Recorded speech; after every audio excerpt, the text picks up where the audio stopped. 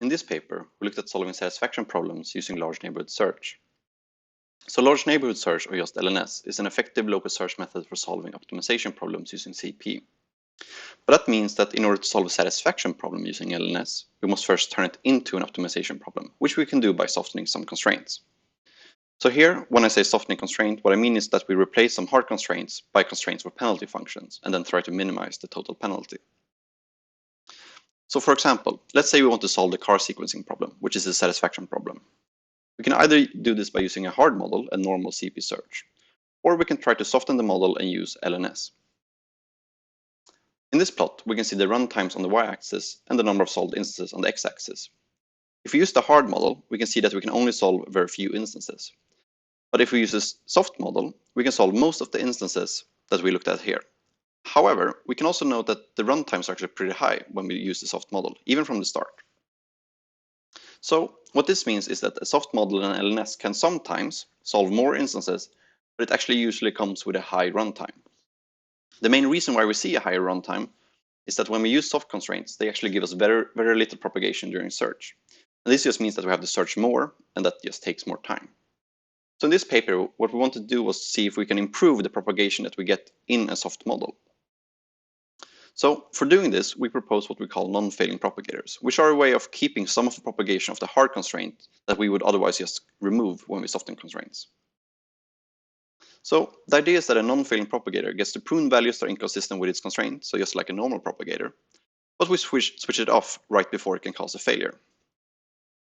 So by using these non-failing propagators, we can get propagation that drives the search towards satisfying the constraint, but still have a soft model, and therefore be able to use LNS. So if we go back to the car sequencing problem, we can see that if we take the soft model and just add non-failing propagators to it, we can get about 1 order of magnitude improvement in terms of runtime, and we can also solve more instances. So as it turns out, non-failing propagators are actually easy to implement and can sometimes drastically improve the solving of satisfaction problems via LNS. We saw sometimes that we could get a 1 to 2 orders of magnitude improvement in terms of solving time. So if you would like to know more about this, please listen to our full presentation or have a look at our paper.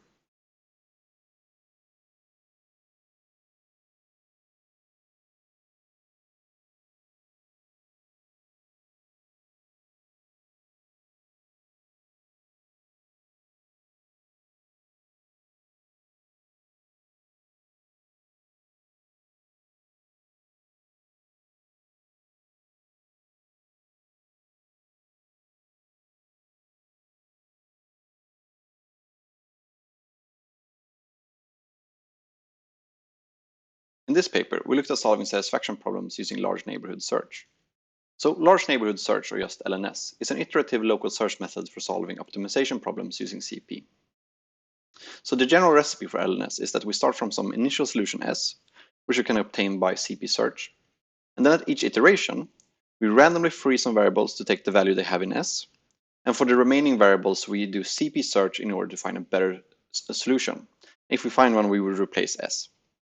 So we repeat this until we have just a good enough solution. Now, since LNS requires an initial solution to start from, we cannot really apply it directly to satisfaction problems because the initial solution would just be the solution we're looking for. So LNS by itself would not add any value to this. So therefore, we instead have to now soften some constraints in order to use LNS for satisfaction problems. And by doing this, we can then obtain some sort of initial soft solution, so to speak, that we can then iteratively improve into an actual solution. So when I say soft constraints here, what I really mean is softening by introducing a penalty. So a generic way of softening is to replace some constraints by penalty functions, and then minimizing the total penalty. So for example, we could replace this constraint x plus y equals z by introducing this penalty variable p and constraining it to be equal to this expression, which takes the value of 0 if the constraint is satisfied and otherwise some positive integer. Now these kind of penalty functions are sort of well known for many types of global constraints, so this is a generic approach. However, using penalty functions in practice can give pretty poor performance. So to give you an example of why this is, let's look at the subset sum problem. So in the subset sum problem, we're given a set of integers s and an integer t. And now we want to find a subset s prime that sums up to t. So for example, if we're given this set and t equals 1, we can easily model this using a 0, 1 variables and this single linear constraint. Now in this case, we actually have a unique solution. So that would be these variables equal to 1 and the other ones equal to 0, which corresponds to this subset here. So let's just look at what happens if we do normal CP search on this problem, and then maybe see why we want to use LNS. So for all my examples, I will be branching on the variables starting at x1 going to x6, and each time in the left branch choose x equals 1. And for my notation, instead of showing the linear constraint like this, I will be showing you the domains of the variables so that you can see when values are pruned. So in the root node, assuming that we have a bounds consistent propagator for this linear constraint, we actually are able to prune this value 11. So this means that 11 cannot be part of any solution because we were able to prune it from the root node. And this is actually a bit important for the example as it comes along. So this now means that then the first decision we make is just x2 equals 1. And actually at this node, we're not able to prune anything. So we will do another decision, x3 equals 1. At this point, with the sort of propagator that I have in mind, we would be able to do some propagation. We would first be able to remove this value here. Then the propagator would discover that, oh, we can also remove this value here. And then it would discover that actually we need to wipe out the entire domain of this variable. And this causes a failure and backtracking. Now, since this was just normal CP search, we will just backtrack and continue and eventually reach a solution. But I think the key thing to take away here is that if we are unlucky and make some poor decisions at the start, we can easily get stuck in these big red subtrees that are just failed subtrees, and it can take a really long time before we actually reach this solution here. So in this case, local search, so for example LNS, could be a good alternative. So let's then try to solve the subset sum problem using LNS. Like I said before, we now need to soften some constraints. Since we only have one linear constraint, let's soften that. So we can do this by now introducing this penalty variable p and say we want to minimize p where p is constrained to be equal to this expression. Okay, so let's now look at the CP search for finding an initial assignment for our LNS. So in the root node now, there's actually nothing to propagate for this penalty here. So already here you should start to get a bit worried because before we knew that 11 cannot be part of any solution, but now it sort of remains at the root node. In fact, the first decision we make is to put it in the solution. And at this point, no propagation actually happens on these x variables, only on the penalty variable, but the domain there is not really interesting for this example, so I will not show you what happens. So as the search continues, what actually happens now is that we just make the decisions x equals 1 all the way down until we reach this sort of uninteresting assignment of everything equals 1, and we get this really high penalty of 16. Okay, so let's then look at what happens when we continue from this initial assignment and do one iteration of LNS. So let's say for this example that we actually also bound the penalty to at least be improving, so it has to be better than 16, and that we will stop after finding a first improving assignment. So what happens then is that we start from this assignment we found before, and let's say we unfreeze the variables x1 and x3. So again, nothing would happen in the root node here in terms of propagation, so we would make a decision, which is to put 11 back into the subset. Now, since we bounded the penalty, if we have a good propagator for this penalty function, we can actually get some propagation at this point. Like we can actually propagate that this x3 is equal to 0. And we get this improving penalty of 14, which is still a very high penalty. So really what we saw here is that by using soft constraints with LNS, we can get bad initial assignments, and we rarely get any propagation that actually guides the search towards satisfying the constraint. In particular, we saw that 11 was part of the initial assignment, and it will actually take several LNS iterations before it can be removed from the current assignment. So the question is really, can we do better? So I think a key thing to observe here is that when we soften constraints, we completely replace the propagator for hard constraint by propagator for a penalty. And the reason why we do this is that we want to avoid backtracking. So if you look at this search tree from the hard model, what we really want to do here is avoid this backtracking down here. So we want to be able to go down and keep on going until we find an assignment so that the LNS can start and we can start improving the assignment. Now, when we remove the propagator for a hard constraint and replace it by a penalty, we also get rid of all the propagation that happened up here, right? And this propagation did not cause any backtracking. It actually helped us and guided the search. So the question is really, can we instead remove only the propagation that causes backtracking? Or another way to phrase that, can we take that hard constraints propagator and weaken it so that it can never cause a failure? So this is really the main contribution of this paper, which we call non-failing propagators. So a non-failing version of propagator gets to prune values right up until it would empty the domain of a variable. But at that point, instead of letting it empty the domain, we subsume the propagator instead. So this means, quite literally, that the non-failing propagator can never fail, and therefore never directly trigger a backtracking. Now, this is actually a very simple idea, which turns out to also be simple to implement. So we could either just take an existing propagator and just take its source code and basically add if statements before each pruning to check, will this pruning empty the domain? If so, subsume the propagator instead. Or even better, what we actually did was that we took G-code and we changed how the propagation engine works, so that we can just take any existing propagator and on demand make it behave like a non-failing propagator without actually changing the implementation of the propagator. So let's now look at what happens when we use non-failing propagators with subset sum. So before I continue, I should just say that non-failing propagators are actually used in addition to penalties. So they're not a replacement for penalties, but used in addition. So what this means is that we now want to start from the soft model and want to bring back a non-failing version of the linear constraint or the propagator for a linear constraint. So we end up with this model here. Okay, so let's again look at what happens when we now search for an initial assignment for our LNS. So this time in the root node, this non-failing propagator gets to propagate and it will again prune the 11. So that's actually really good for us. And since this doesn't cause any failure at this point, nothing special happens. We just continue with our search. Okay, so x2 equals 1 is the first decision we now get. No propagation can happen at this node. So we make another decision. And this is the node where before with the hard version we would fail. But this time we will allow the non-failing propagator to prune values, but just up until it fails. Right? So we allow it to first prune this value here. We would allow it to prune this value here. But now instead of emptying the domain of x4, we just subsume the entire propagator. So this just means that the search can now continue. We can assign x4 equals 1, we reach an assignment, and we get this really low penalty. So what we saw here is that a non-failing propagator can actually give us good initial assignments, and sometimes even without causing any backtracking.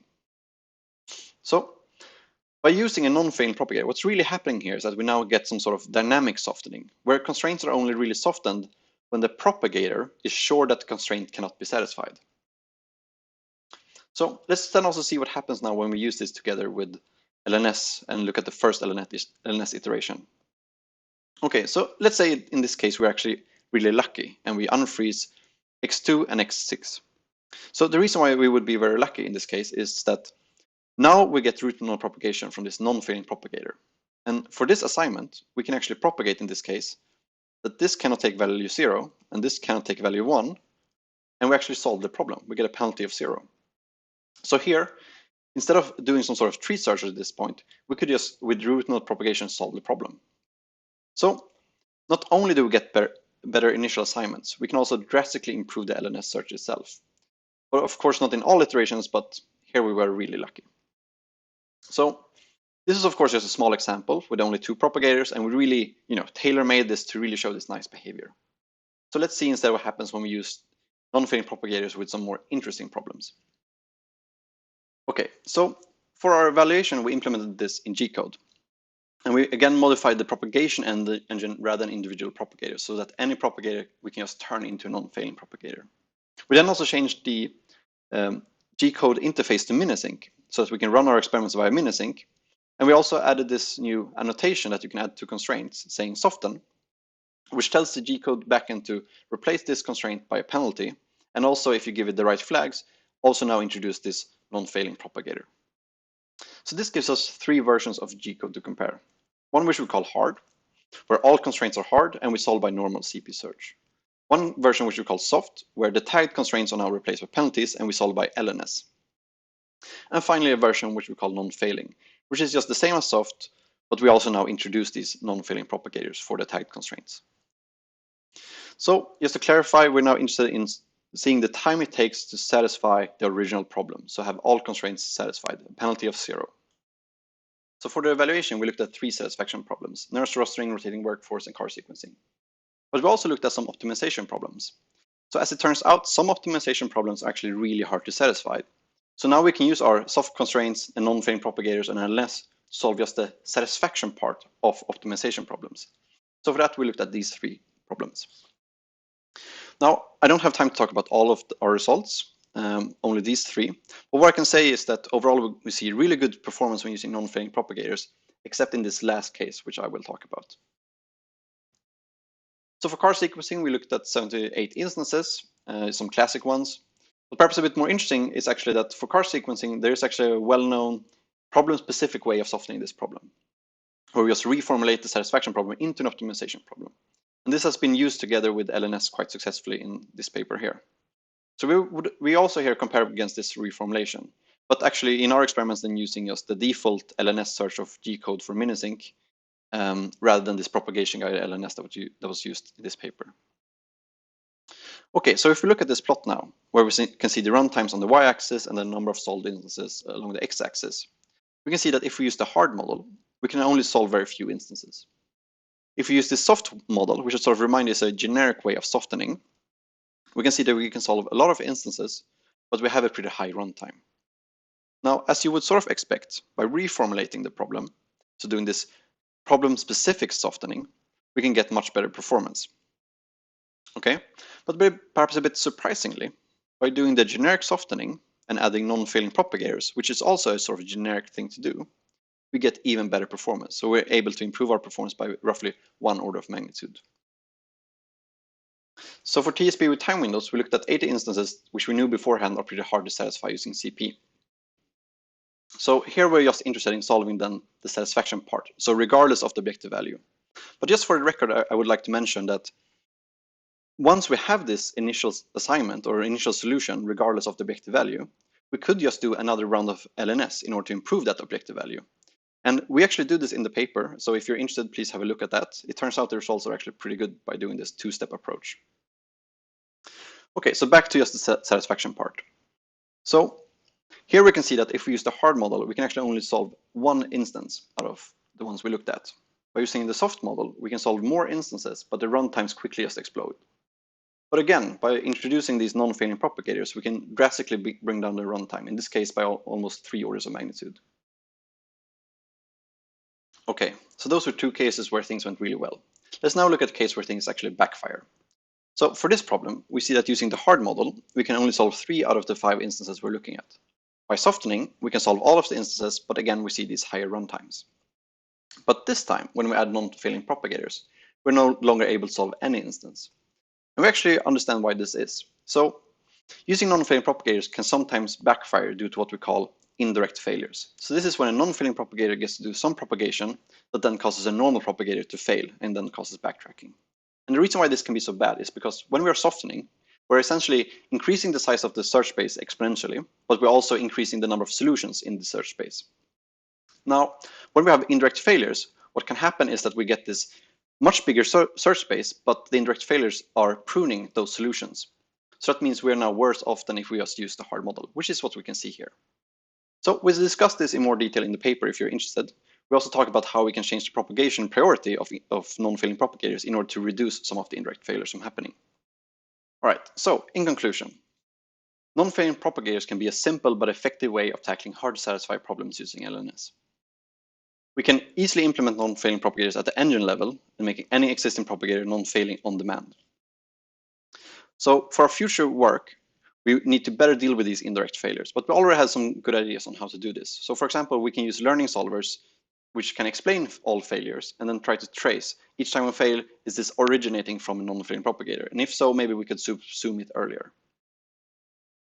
And somewhat orthogonally to this, it would also be nice if we could automatically infer when to tag constraints as soft, because now we've shown that by softening constraints and using LNS, we can get really good performance. Well, it would be nice if we could do all of this automatically. So that's actually it. Thank you for listening.